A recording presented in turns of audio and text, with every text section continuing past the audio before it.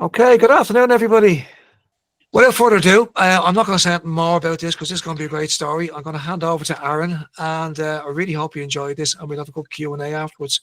Aaron, off to you. Happy Friday, everyone. Good afternoon. As Steve said there, I'm the CEO of Action24. So we install and monitor intruder alarms and CCTV systems throughout Ireland. So maybe slightly different type of company that practices lean, and that we're a service-based business. We're not a manufacturer of equipment, but we do manufacture information is the phrase we use in here. So we have about 85 people in the company here. We've 33 engineers going around fitting equipment. We have a monitoring centre downstairs with 16 people on rosters, and the remainder of the people in the business working the operations, essentially, finance, marketing, sales, customer support, all that type of stuff. Like, so slightly different. I don't know everyone's background here, or what type of companies you guys are in, or what type of company you are. But so this is just our experiences of lean over the last 3 years. Some of the things that have gone well, some things have not gone well. I will say at the outset that we have loads of issues in our company, tons, right? So we are by no means some type of perfect company, and if it comes across that way, that's certainly not my intention.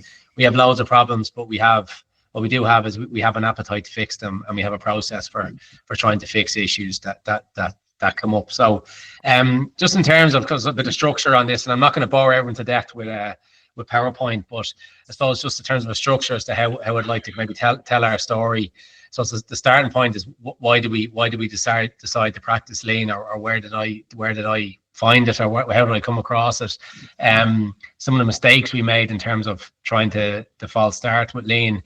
Then I suppose the real start, the momentum, and now where we sit today in terms of stuff that's gone well. So if I make it back to 2022, as a company, we're going 42 years, the business is, but I suppose things changed for us quite significantly in 2020 when we got some outside investment off a private equity company called BGF. So we got funds to enable us to grow, essentially, and we used that money to buy a couple of companies. COVID wasn't stressful enough for me, so I decided that we'd buy companies as well, just to really ramp up the stress levels and drive everyone mad in here. So we bought a couple of companies in 21 and 22, at the start of 22. So that was all great, right? We bought the companies, but what happened was we went from a team of 42 to a team of 75, essentially overnight, right? We had 3 systems then to try and merge. We had people still working from home. We were still coming out of a pandemic, and it was clear very quickly that things were a mess in here, and it started being reflected in really good people leaving the business. Operationally, we were a mess, and we would always have been a very good place to work, and that had regressed significantly, and we were not a great place to work in here. People were stressed, people were pissed off, people weren't happy, and so that's not really good enough. There was multiple sources of information. So we had one system for Action, we had one system for one of the business we purchased. We had another one still going on for the third one. We were trying to get customer information. There was blurred reporting lines. I was just getting bombarded with questions about absolutely everything So my door was just open all the time. People were just in here constantly, and I was just completely fatigued with decision making and trying to answer stuff that I wasn't best placed on. That then filtered down to customer issues, which is the most important here for Saul, because without any customers, we've no businesses. So we had the same issues with customers at every stage of the journey. So problems with quotes, problems on board and customers, problems after the system had been installed. It was the same issues coming up over and over again, and it's frustration at all levels. The engineers were frustrated because they were going out fixing issues that shouldn't need to be fixed because it should have been picked up earlier. So people were just getting really annoyed, and then it clearly just showed in our profit figure, right? So our sales were up because we'd merged the 3 companies, but our net profit was down. So it was clearly an efficiency issue. There was a problem with the middle bit, because the top bit was growing, but the bottom bit was shrinking. So it was a big problem. In 2022, I attended a leadership course called the ScaleX Accelerator Program in Northern Ireland. It was a full year program, And I was lucky enough on that Ryan Tierney, Martin Tierney, and Jonathan Tierney were on the program the same year I was on. So I got firsthand to meet the lads and talk to them about Seating Matters. And pretty early, people started telling me, "Oh, you should see their place. It's amazing." Seating Matters. So as part of the program, I visit Seating Matters on the 22nd of August. Now I don't know how many people have been to Seating Matters here. But I went up, and it's marked, it's seared into my brain the day I went up there. It was the 22nd of August, 2022. And I genuinely was blown away by the place. And if you haven't been up there, I'd highly recommend you go up there. It was just superb. I couldn't believe the atmosphere, the calmness, how operationally efficient they were, how everyone knew what they were doing, how everything was signposted in the business. Like the visitors go up there and they just go into the kitchen and you just make your own tea and coffee, because a 9-year-old will be able to make a cup of coffee in that place, because everything is just signed. It was absolutely amazing. But I suppose I was driving back down from Derry that night, and I was half excited and half frustrated. I was excited because I was like, this is what world-class operations look like. This is what a proper business looks like. And also frustrated because I felt we were so far away from it. That would we ever get to that stage? And so there was a lot of frustration there. So I then proceeded to do exactly what I was told not to do by Ryan, which was try to shoehorn lean into the company immediately.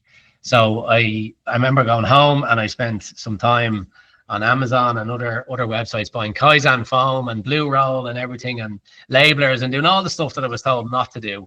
And then I went back into the business the next day and went, guess what, we're doing lean. And everyone was like, well, what is lean? You haven't explained lean. But that wasn't, I wouldn't listen, right? And the end result was a few months of me just being frustrated even further. No buy-in from anyone, because I hadn't explained it properly. I hadn't done a good enough job of explaining what lean was.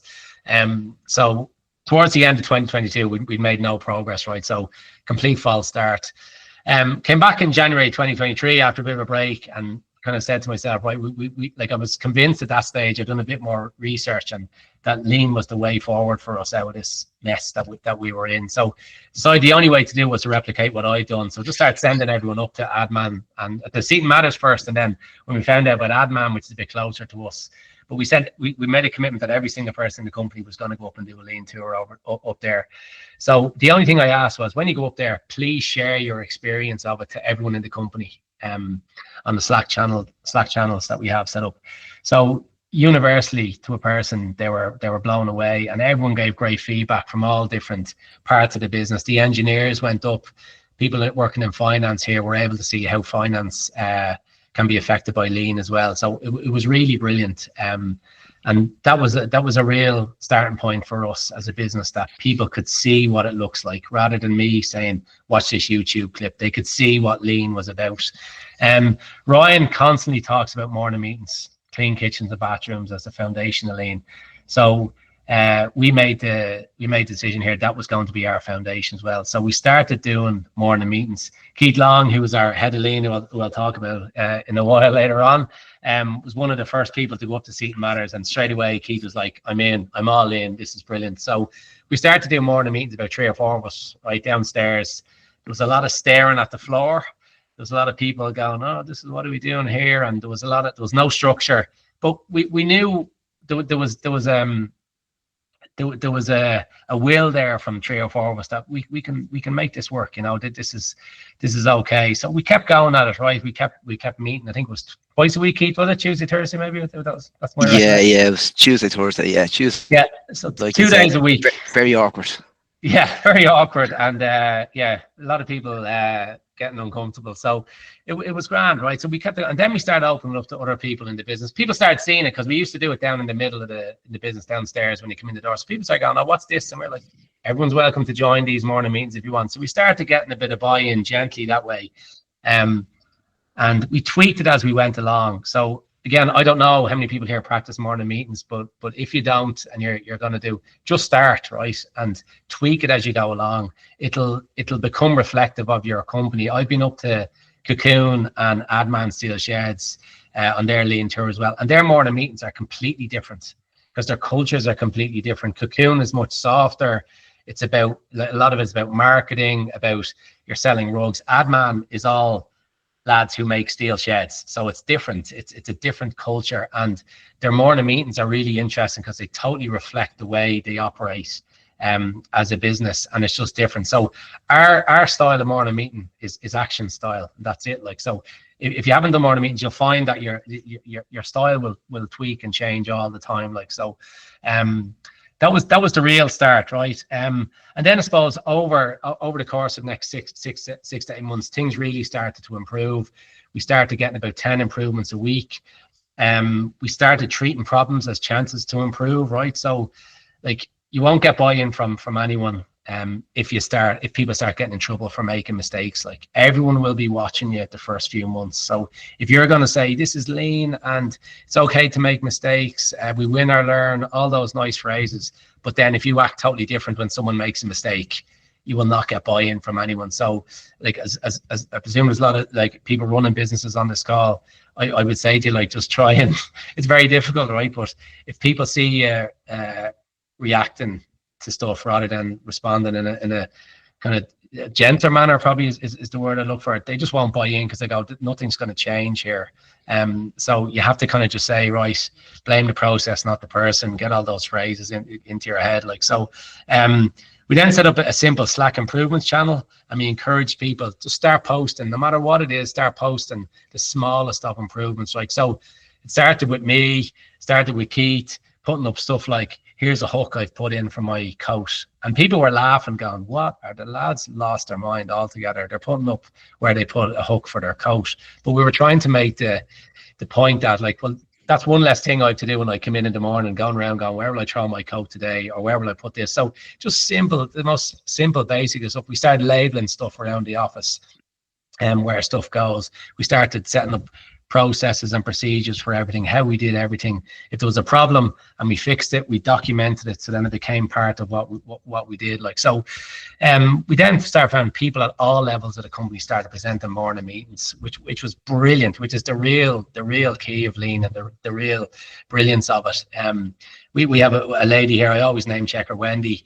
She runs our PPM, so our plan preventive maintenance, and she was like, there's absolutely no way I'll ever be presenting a morning meeting, so don't ask me. And we were like, that's fine, Wendy, it's grand, right?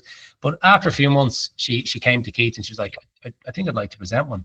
Her morning meetings are probably my favorite morning meetings in here. They're absolutely amazing. She makes it real fun, real reflective of who she is. They're really informative. She's really organized in what she does, and she's brilliant at showing before and after pictures of how things were before and how they are now. So that's really brilliant, the morning meetings, and you'll see people growing in confidence on that. And then if I just jump ahead then to real measurable progress, right? So the single biggest driver for us is appointing Keith Long, who's on this call here, as our head of lean. So Keith's job in here is I run lean. So that's, I'm not going to say, Keith, that's all you do, right? But that's Keith's main responsibility in here. Daniel and Mark and Adman were brilliant for saying to me, you got to up. So Daniel is a similar role to Keith in Adman Steel Sheds. And Daniel said, you will go up levels when you have someone whose responsibility is lean. So Keith was the perfect person for us to spearhead lean in here. So that was actually 1 year ago exactly. Our year end is today, well, 31st of August, which is Sunday. So Keith, we started Keith the 1st of September last year as our head of lean. So what it showed as well, there's a clear commitment to lean in the business. It ain't going away. So, like, everyone needs to row in here. This is the way we do things now. Keith has responsibility for lean in here, and it just means that things get looked after. Keith helps people with their morning meetings. Keith helps people with improvements they don't know how to implement, or they need help.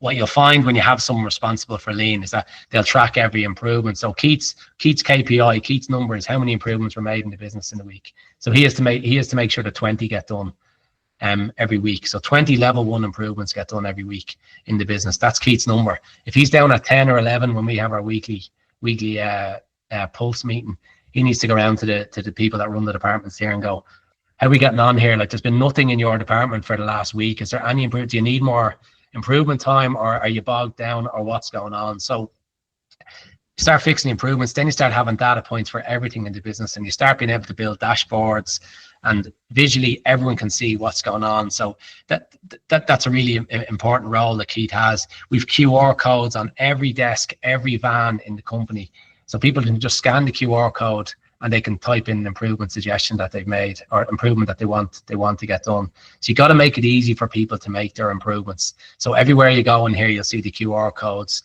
People have, if they want to make an improvement, there's a lean improvement area over there where all the bits and pieces. There's Keith holding up the QR code. There's a lean area over here in the corner where there's tape. There's all the type of stuff that people would need for visual improvements. Like so that's really important. We started doing lean tours this year. It's the first time we've ever done them.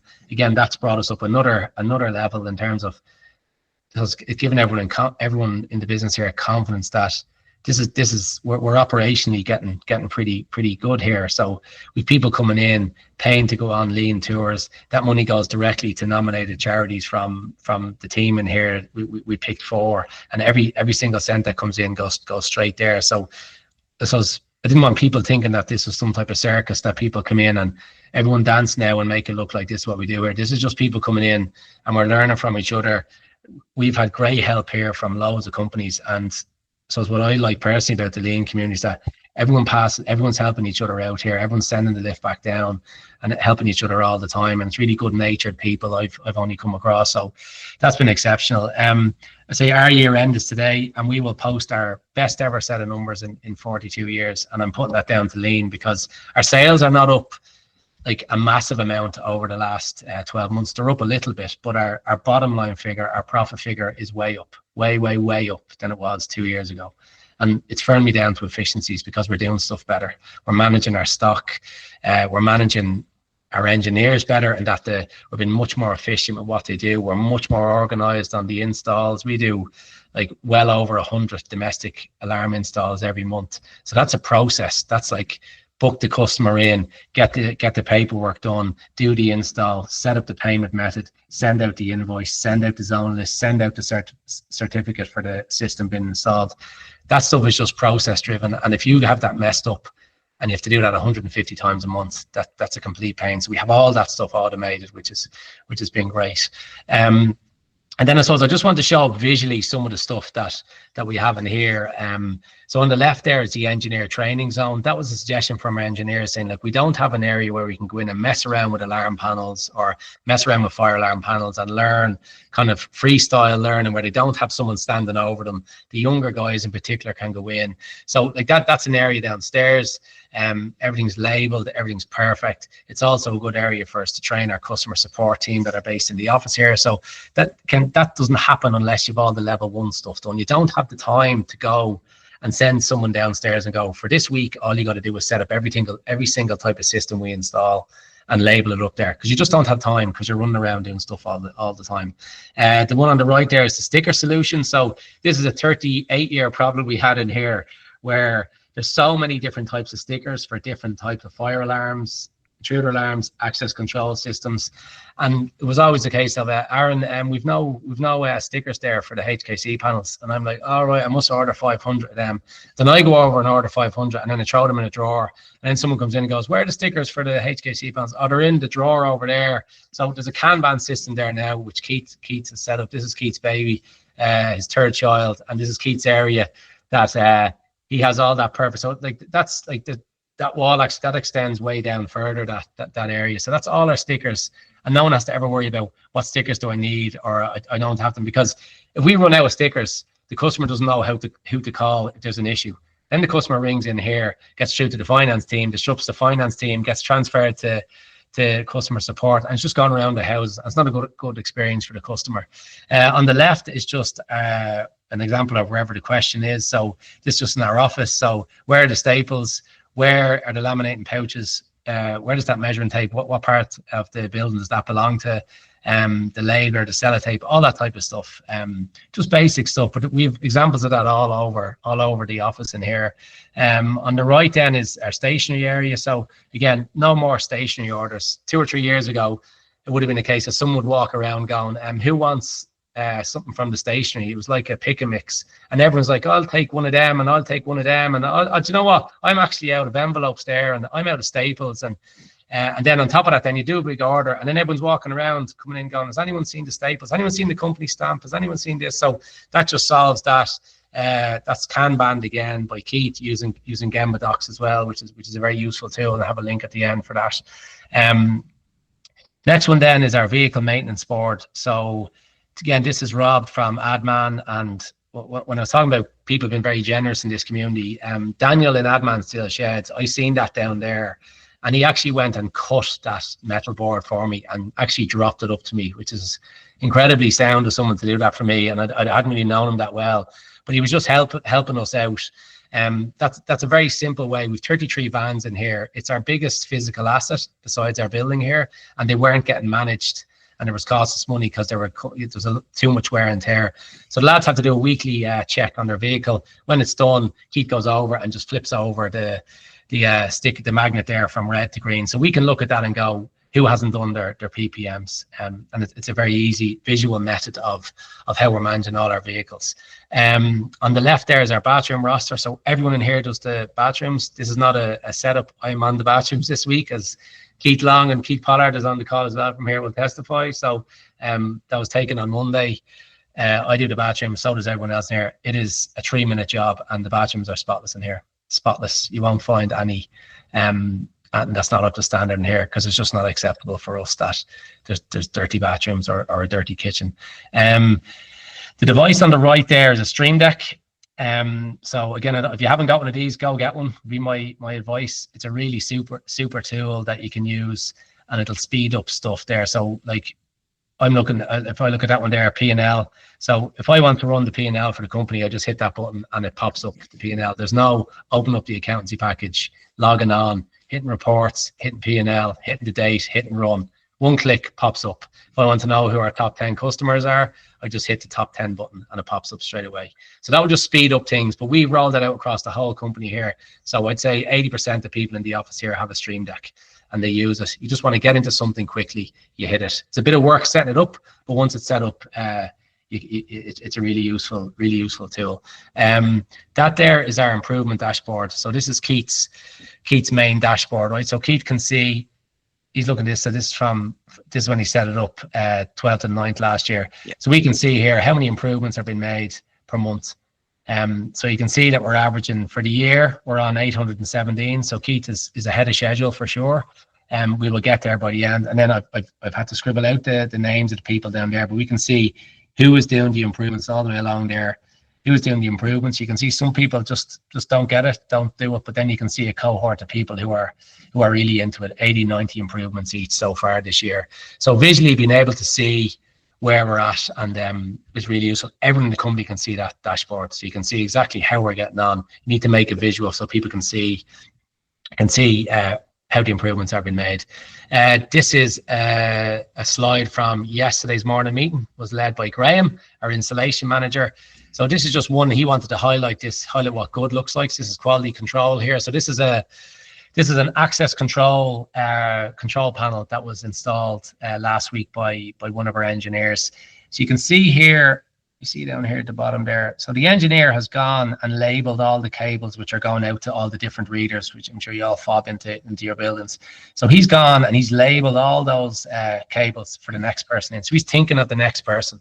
The next person coming in there isn't going, okay, which reader is that cable? He doesn't have to start going testing cables and all that type of stuff.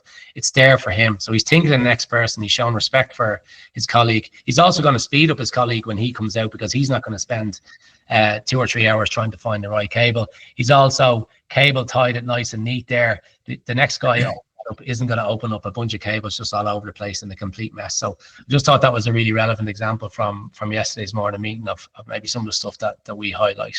And then finally, just my experience of lean, and just for what it's worth, what we've learned and what we're continuing to learn is that it is all about culture. I know that might seem like just a buzzword people throw about, but like Kaizen foam, blue roll won't fix a toxic culture. You need to put the people first, and the people working in the business need to know that they're getting developed here, and that everyone's treated with respect. Like, so respect is a huge thing in here. It's actually one of our values. We've 3 values in here, and that's one that we talk about all the time. Lean and implementing lean comes from the top, inverted commas, right? So there's no point trying to roll out lean from maybe junior members of staff or whatever. It needs to come from people leading the business, so people know that is here to stay. It takes a lot of perseverance, but in my opinion, right, it is worth it. Absolutely is worth it. I'm a big one on this. The conditions of your bathrooms and your kitchen is an easy way to assess your culture. So you want to see, I often do it now whenever I'm in the business. I go into the bathrooms and I see what the bathroom is like. And if the bathroom is a complete mess, I've a fair idea of how that business operates, to be honest with you. Like, you know, it will tell you everything about everything, to be honest with you. Because if a bathroom is messy, that means the person who's been in there doesn't care about the next person. It also means that you don't know what's going on in the computer that person's working on, or in our case, the van that people are working on. So we say here, if we can't have our kitchens clean and our bathrooms clean, what's going on in the customer's house and what's going on in the customer's premises when we're in there working where no one else is from the business. So it's a big thing on that. Morning meetings, they're a starting point, but they're such a brilliant tool for developing people in here. We have some really young people in here who would never, ever get the experience of standing in front of 30 or 40 people and having to present for 5 minutes, or having to lead 30 or 40 people on stretches. And we do a few stretches in the morning just to lighten things up. So it's all a bit of crack. It's all not taking ourselves too serious. You definitely can't push lean on people. So we focus on people who want to do lean. If you don't want to do lean, we ain't going to be over trying to encourage you or try and say, would you not think about doing it? If you don't want to do it, don't do it. But it's probably not the place here for you. Some of your team will leave. That's okay. You got to accept that that's okay. We've had some senior people leave here because they just don't agree with them. They don't think it's for them, and that's fine. Like, there's no ill will from anyone, but you either want to do lean in here or you don't. And like, what you'll find is that the people who don't want to do lean and who don't participate for the year, you kind of capture that when you're doing the reviews. Then you say, well, listen, I don't really have the pay rise or the promotion for you because you're not really buying into what we're doing here. And maybe it's not for you or whatever. Like, so make sure you keep a track of all your improvements. Just again, that's really important. Find a Keith. If you can find a Keith in your business, you'll be very lucky, because we're very lucky. And we've two Keiths actually, because Keith Pollard is on this call as well. But for the purpose of this, I mean Keith Long. There'll be loads of ups and downs, definitely loads of ups and downs. So many times we've sat down and gone, we're in a bit of a trough at the moment. We're not really getting anywhere. But my advice would be to keep turning up. Don't start cancelling morning meetings. Don't skip them. I can count on one hand the amount of times we've cancelled morning meetings in the last 2 years. We just don't do it. We just go ahead. Just keep plowing on. Lean can be a bit of fun, right? It doesn't have to be all serious. Say we're only laughing yesterday. There was 30 of us standing around doing these windmill stretches, and the postman came up to deliver the post, and he looked in the window and like he was kind of just smiling at us, but I'd say in his head he was going, I think they've all gone crackers in there. But it's a bit of crack. That's okay. We play some games the odd time on our morning meetings, and that can be all good. Don't waste time. When you don't waste time on the small stuff of the constant having to make decisions about stuff that doesn't add value, it's amazing how much time will be freed up to get the big stuff done. So we rolled out in last November, we rolled out a brand new stock control system. We would never have been able to do that without lean, because we wouldn't have the time to do it. So when you're looking after all the level ones, all the small improvements are getting done, all that stuff is taken care of, and you get to focus on the big stuff, the exciting stuff, the stuff that really moves your business along. But you can't do the big stuff unless the small stuff is getting sorted out, is our experience. Treat problems as opportunities to improve, and do what you say. Don't, I said it already, and I just think it's important to emphasize it, don't get involved in criticizing people or having a go at them if they make a mistake. If the process isn't there, well, then it's actually a process problem, not a person problem. And and then I'd still look at the process again and go, have you made it super clear? So I just say that, just really try and treat the opportunities or the problems as opportunities to improve. It's important in here that we send people home happy. We don't want people going home here like a bag of cats, because it'll affect their stuff at home, and eventually they will leave. So it's incumbent on me here as the CEO here to make sure that people get out of here on time.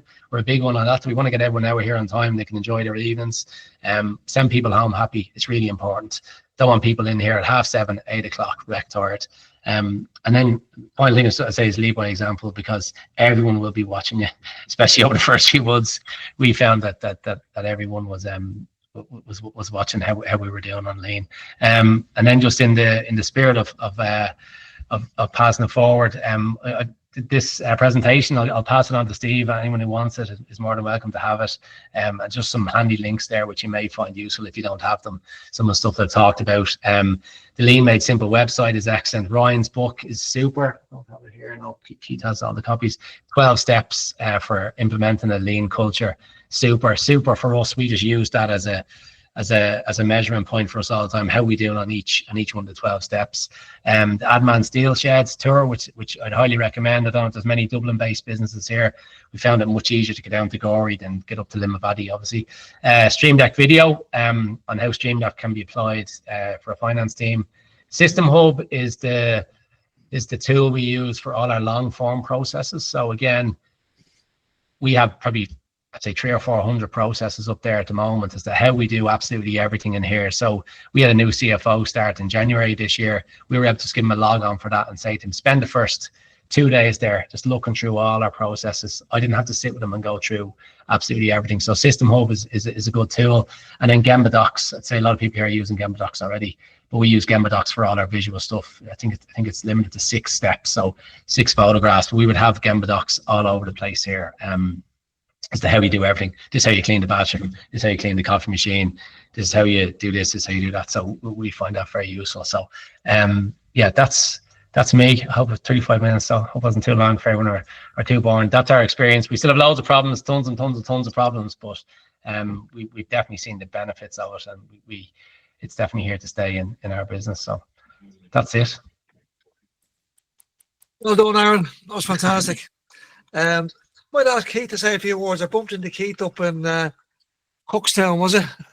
Yeah, up in the Northern Ireland Yeah. breakfast club, breakfast meeting. They had it there in Cookstown. That's right. Yeah, I suppose for me, look, Aaron kind of touched on everything there. I suppose Lean started off for me, CT Matters, came back, done the same thing, started putting Kaizen foam everywhere, labels everywhere. And it really was the morning meeting is when it first started. And I can vividly remember giving myself, my colleague Alan O'Donovan were working on a project at the time, and giving them the first shout out and gratitudes, because that's what we do in all our morning meetings. And it was the most awkward thing ever. I think we were in the car park at the time. It was a nice day, so we said we'd have it outside. I was just looking at the floor. I just want to give a shout out to Alan. You know, thanks for helping me with this project. And it was just really awkward. Whereas if you fast forward now 2 years, I mean, shout outs and gratitudes are just part of our morning meeting. It just kind of flows really easy. Yeah, the big thing is the morning meeting. And I suppose Lean is predominantly associated in the manufacturing industry, and that's not a space that we're in. Like, we're an office, we're the office, I beg your pardon, and there's guys out on site installing security systems and fire systems. So it can most definitely be achieved in the office. And I suppose our Gemba, or where the work is done within the office, is our CRM. So that's where we make the vast majority of improvements, increasing flow, increasing customer experience, making things automated. It's just so easy to do. Aaron showcased the dashboard there regarding the lean improvements. That's all done through Zapier and through Slack channel that we use, and it just flows into Zoho then, which is our CRM. So it's just it's all automated. There's no me typing stuff up or anything like that. Someone posts it up on our Slack Lean channel, it automatically goes up there, and then we can quantify the improvements, who's making improvements, stuff like that. So yeah, I just say you go slow to go fast as well, which is another commonly used term in the lean world, and it's so true. You just sometimes you got to take 2 steps back to take a step forward. So that's really it, unless anybody has any questions for me or Aaron. So we can do 2 things. We can have questions now. I see there's nothing at the moment in the chat. The alternative is that we haven't had a network session for a while, and I haven't done this on Google Meet before, but it doesn't allow you to jump between rooms. But what I can do is set up a number of breakout rooms, randomly put people into breakout rooms, and maybe have a talk about what we've just heard. I think it's been a fantastic presentation. In advance, Noel Hennessy has a question. I was a good man for thanks, Stephen, and thanks, Aaron. I love the passion, and you've obviously got tons out of the benchmarking visits, and again the visual management, and well done to you for having a full-time resource. I have 2 questions to you, and look, and I was 5 minutes late coming on, so apologies if you covered it already.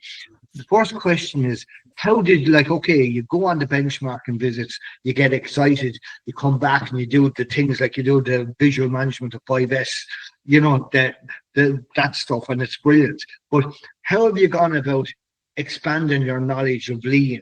And the second question is, do you have a roadmap for the next 3 years about your lean journey? If I take the first question, so how do I keep informed? I suppose there's so much information out there about lean, which is brilliant. There's so much stuff there, particularly coming from Ryan Tierney all the time. I do try and go on more lean tours. So recently I went up to Cocoon Rugs and went on their lean tour, which was brilliant. So I think that's where you learn a lot about lean, when you go and visit other businesses and see how they operate.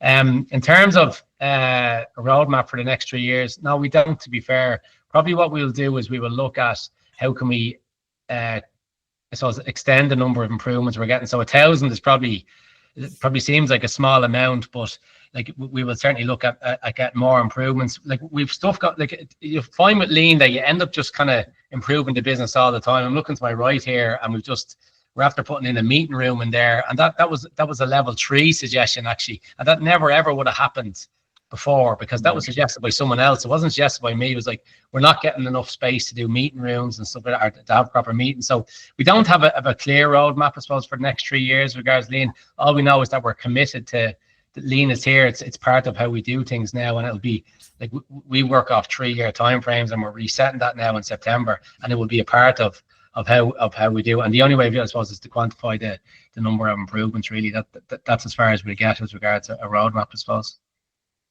We've got a hand up from Kevin. Hi all, can you hear me?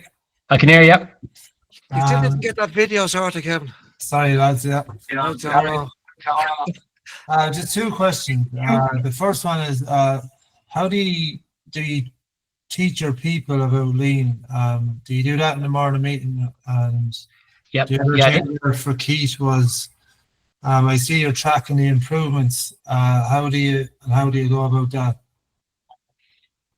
Yeah, so the first one, the morning meeting, you've nailed it. The morning meeting is like is an educational stuffer as well. So like we say, the beauty of the morning meeting is that you have people from all different departments. So we talk about Yoko 10 about information being shared laterally in the business, and that, like, because you have so many different people in different departments presenting, everyone learns about every different part of the business. Our CTO did a brilliant presentation on AI there a couple of weeks ago, and it's just so informative. And like there was some of us in the room that just would have no clue about that type of stuff, because it's a different area of expertise. You would have people in the business talking about, in the finance team, for instance, talking about stuff in finance, and like people in customer support, or the engineers sometimes join if they're in the building. They're learning about stuff that they never would have had before. So that's how we teach.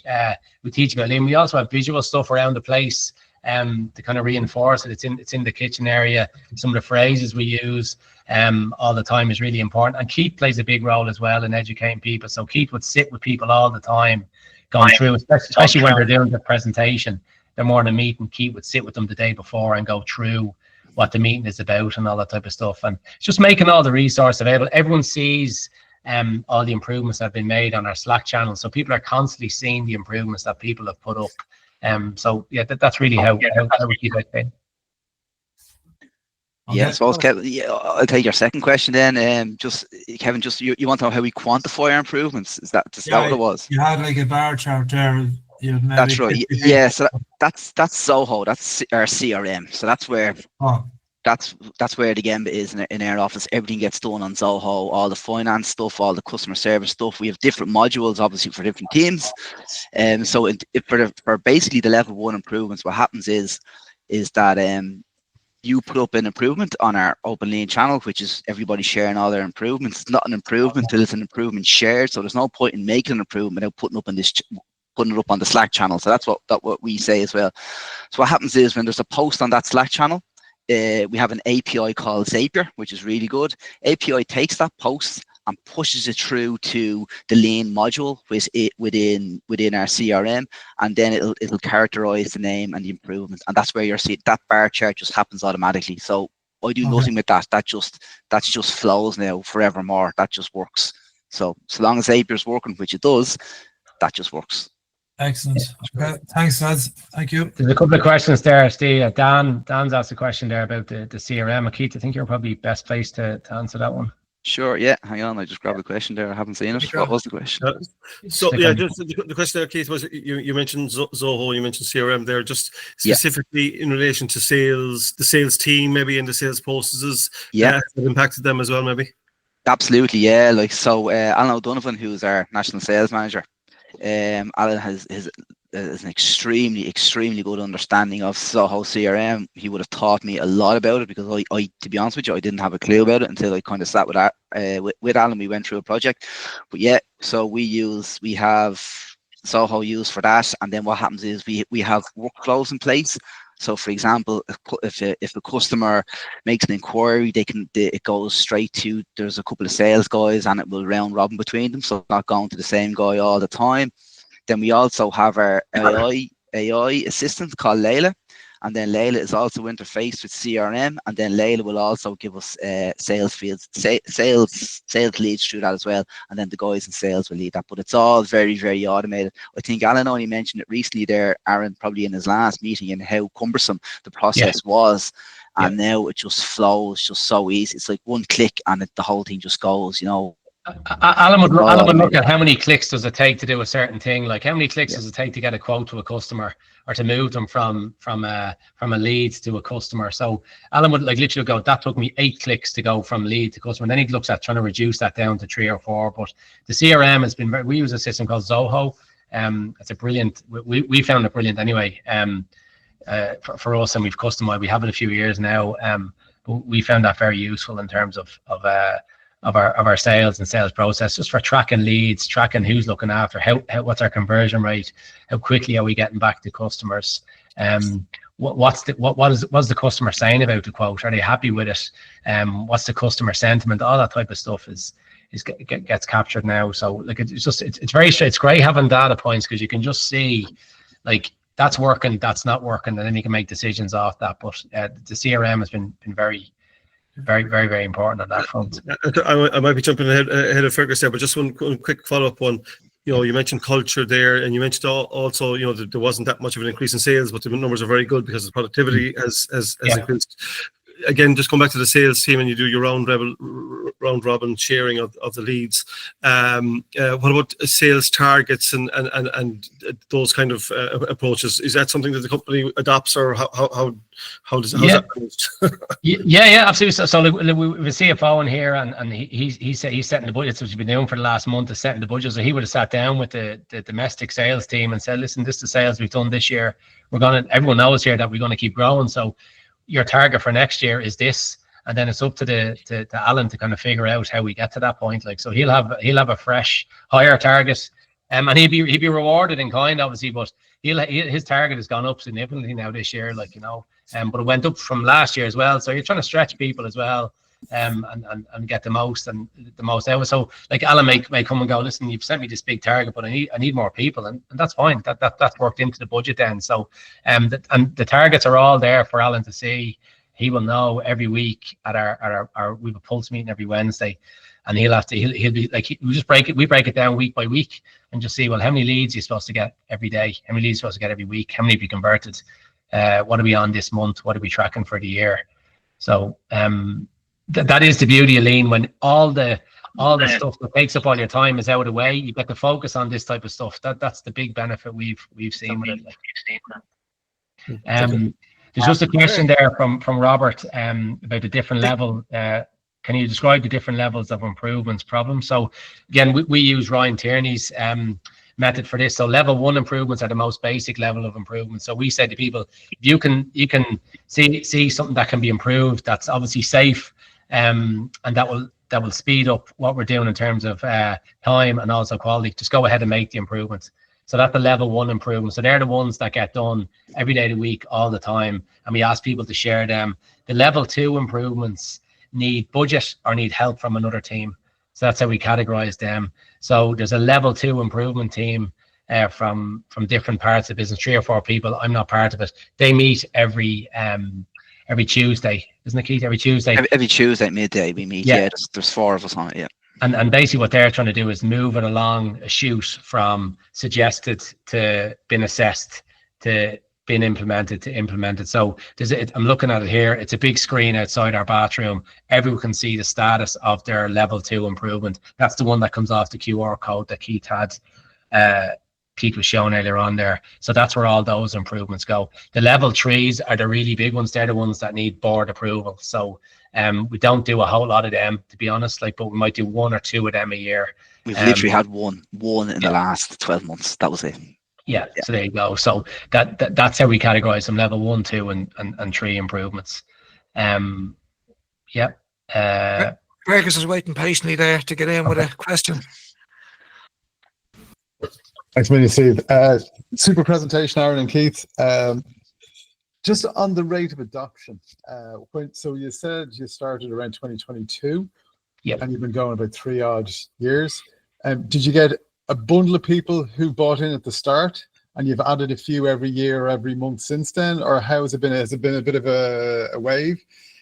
So sort of in summary, what's been the rate of adoption since you started, and is there anything in particular that really helped convert the non-believers? I think, like Keith may disagree, I think there's 3 buckets of people in here. I think there's a third of the people in here are mad about lean and are really into it and really get it. I think there's a third that engage periodically and can see the benefits, and then I think there's a third that are like, oh geez, I don't know about that lean thing at all, or that's a pain in the arse to them. That's, if I'm being really honest, I think that's where we're at. Keith may disagree with me. That's where I think the 3 buckets. I would sit the 3 buckets of people in here.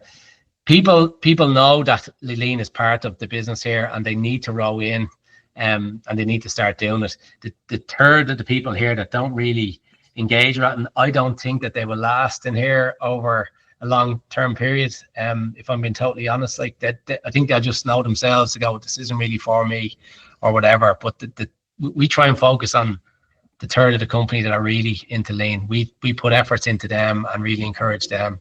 Is that fair? Is that a fair assumption, Keith? Or maybe you might. Yeah. No, it is a fair assumption, but I think it's fair to say there's definitely, you will see across. I mean, one of our customer service girls recently only performed her first morning meeting, and that was probably 12 to 18 months after we first really started doing them, and like she was extremely nervous. I sat with her the day before. We done something really simple. She just played like what we would call a lean learning video, so she wasn't saying too much. But that's the part of, like, she's really engaged now, so she's more into it. She understands how difficult it is to stand up there in front of, as Aaron said, your colleagues. There could be 30 people in a morning meeting, and it is a skill set in itself. But it's great to see those people progress and develop the person. You know, that's one I know that's only one very, very small example, but you do start to get people more on board. It's great when you see somebody who has probably never posted an improvement, or somebody who's only new in the door maybe a week or two, and they have 3-4 improvements straight away off the bat, like, you know.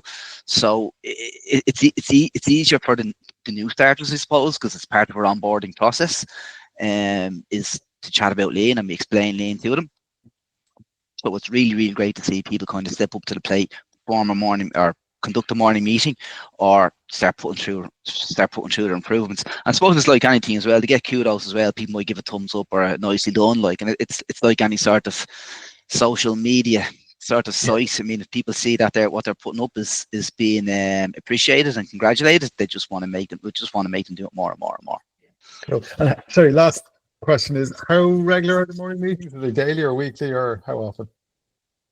We do 3 weeks: Mondays, Tuesdays, and Thursdays, and then we have our engineers one then on the Friday. Yeah.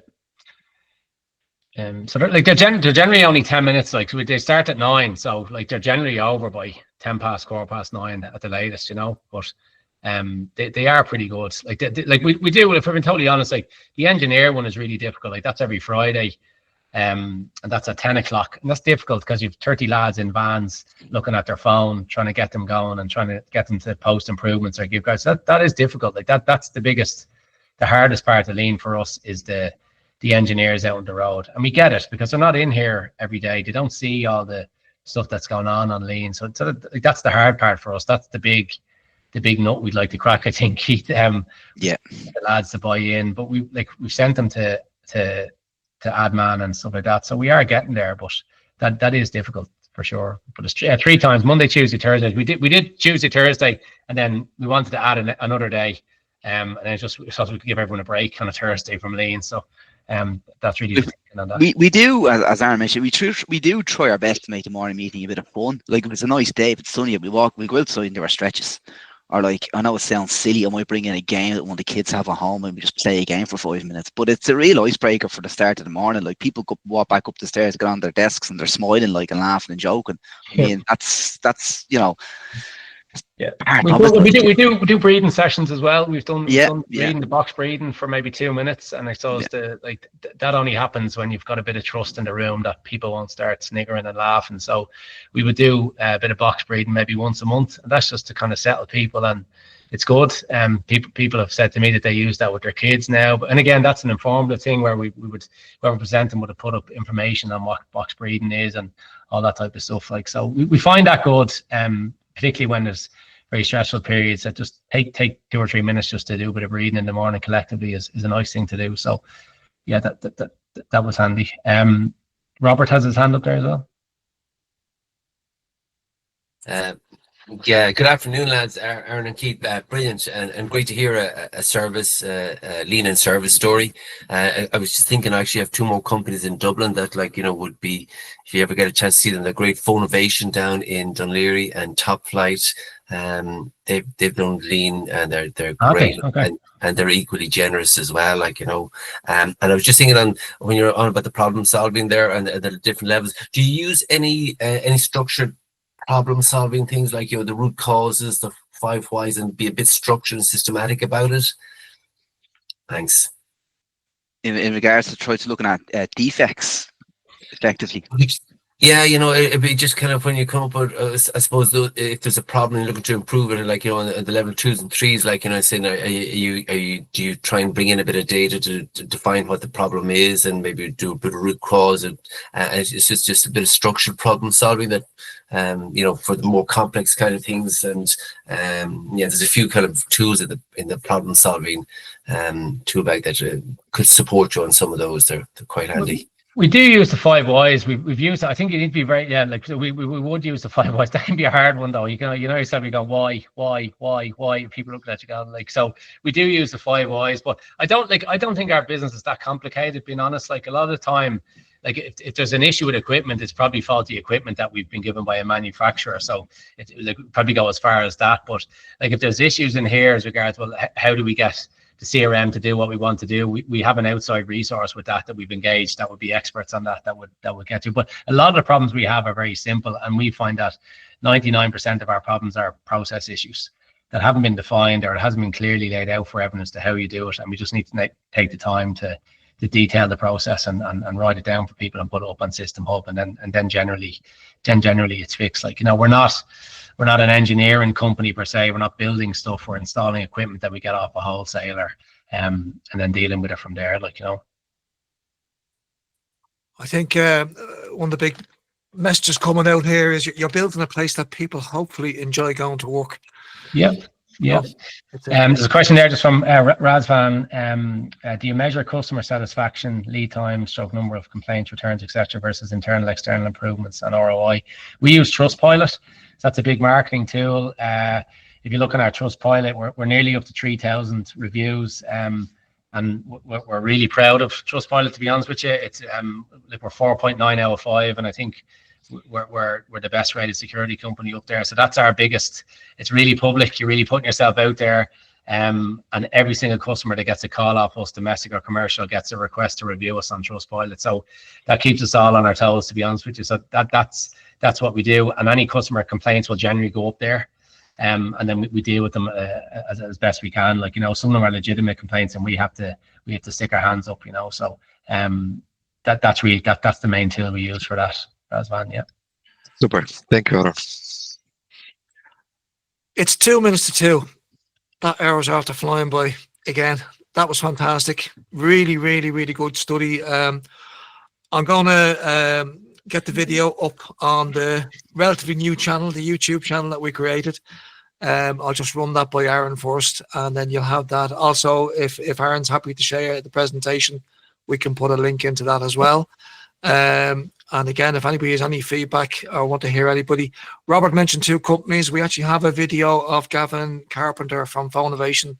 I'll maybe dig that one out and stick that one up on the channel as well. And we have been in touch with Anthony from Top Flight. He's a busy man to get hold of, but we'll definitely get him on to do one of these. So that's definitely a couple more service-based companies. So I think probably in the Dublin area, we're more in the services space than we are the manufacturing space. Aaron, thanks a million for that. No, thanks for having me. Cheers. Really, really good. Thanks, And everybody. thanks everybody for your time and attention. And again, if you have any ideas for future events, let us know. Just to give you the heads up again, we have a visit planned to Aaron and the team in October. So let us know if you're interested in that. We have, I think, 1 or 2 places in Kevin's visit next week, and that's down to Applied Concepts in Bear. And we have put out a request for if anybody is interested in going up to Seating Matters in November. And we've got a couple of other potential tours up there as well. I'll get those sent out to you again. Thanks, everybody. Thanks, everyone. Thanks for your time, everyone. Take care. Bye bye. Have a nice weekend.